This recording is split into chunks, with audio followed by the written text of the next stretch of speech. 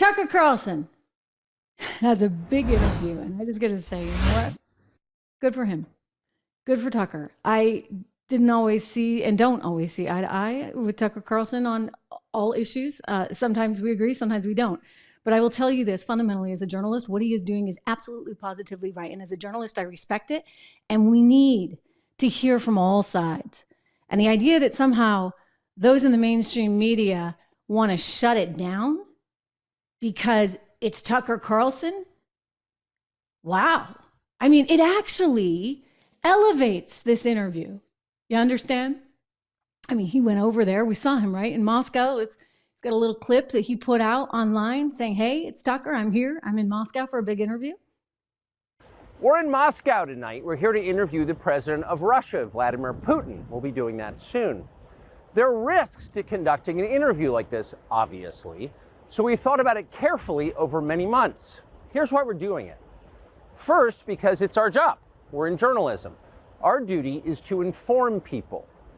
2 years into a war that's reshaping the entire world, most Americans are not informed. They have no real idea what's happening in this region, here in Russia or 600 miles away in Ukraine. But they should know. They're paying for much of it in ways they might not fully yet perceive. The war in Ukraine is a human disaster. It's left hundreds of thousands of people dead, an entire generation of young Ukrainians, and it's depopulated the largest country in Europe. But the long-term effects are even more profound. This war has utterly reshaped the global military and trade alliances, and the sanctions that followed have as well. And in total, they have upended the world economy.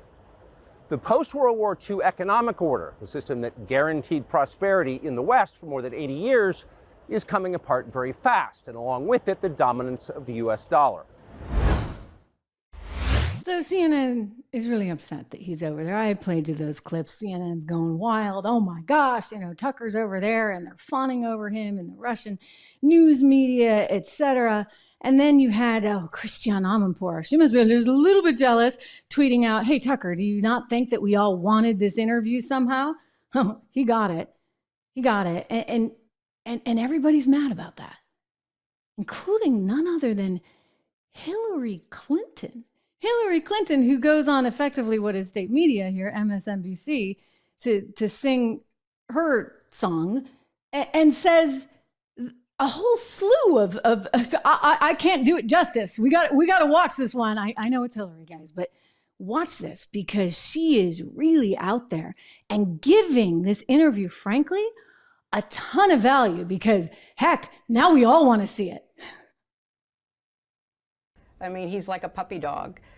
He somehow has, after having been fired from so many outlets in the United States, I would not be surprised if he emerges with a contract with a Russian outlet because he is a useful idiot. He says things that are not true. He parrots Vladimir Putin's pack of lies about Ukraine. So I don't see why Putin wouldn't give him an interview because through him, he can, continue to lie about what his, objectives are in Ukraine and what he expects to see happen.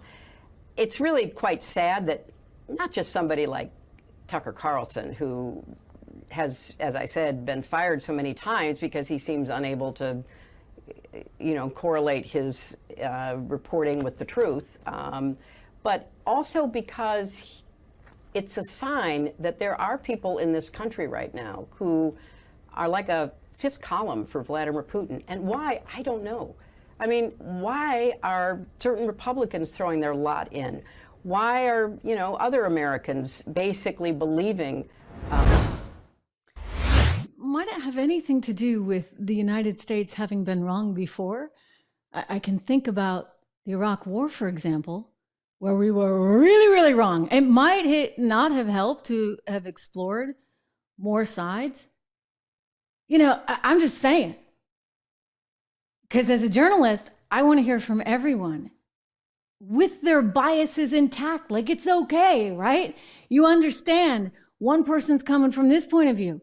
One person's coming from this point of view. And then you go out and you interview more and more people. And hopefully at some point you start to get to what is actually the truth. But how can you find the truth, for goodness sakes, if you don't even start by listening to all sides? And like, you're kidding yourself if you think that the US doesn't spin things. You're kidding yourself if you don't think Russia spins things, or France spins things, or India, or China, or anywhere else in the world. Everybody is spinning, ladies and gentlemen. The job of a journalist is to cut through that spin, to understand what really is going on, because everybody's got their narrative. And she wants to deprive people of that. See, the great thing about where we are nowadays is she can't. That's the cool thing, because you're here watching me. I'm talking to you. You'll see the Tucker thing. By the way, we'll have clips of that later tonight. We do that, right? Because we want to be able to understand all sides so that we can make educated decisions. They don't want you to have all the information. They don't want you to make your own decision. And therein lies the problem. And this is why, by going on and insulting him, say, oh, he's gotten fired from every network. Maybe that's because he wasn't actually willing to go with the status quo, right?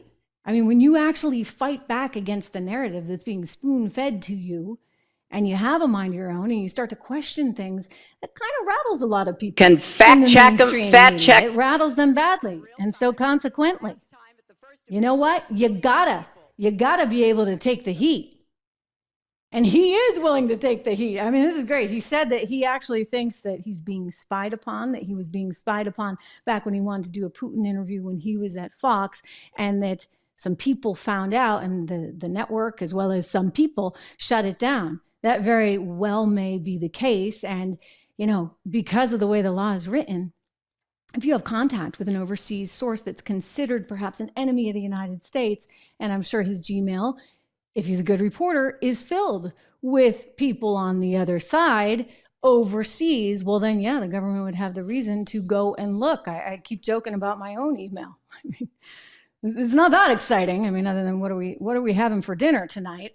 But in other words, they can go in there and do that. And so his privacy, he's saying this has been violated. And I think they might actually strangely be able to do that. But I want to go back to this idea that somehow they're elevating him. Clinton's out there bashing him over and over again. John Kirby is trying to say, no, this interview is going to have no effect on what's going on with the American people and what they think about all the money that we want to give to Ukraine. It's going to have no effect on what leaders and lawmakers think about Ukraine. Really? Maybe. I mean, but the fact that you even have to say this, buddy, the fact that you're all out there spouting this and you're so freaked out, the fact that you're so freaked out, you're playing directly into Tucker's hands. I mean, he could have gone over there, done his little thing. It could have made a big splash in Russia, but did we think it would make such a big splash here? Did we think it would cause an international incident? This is an international incident.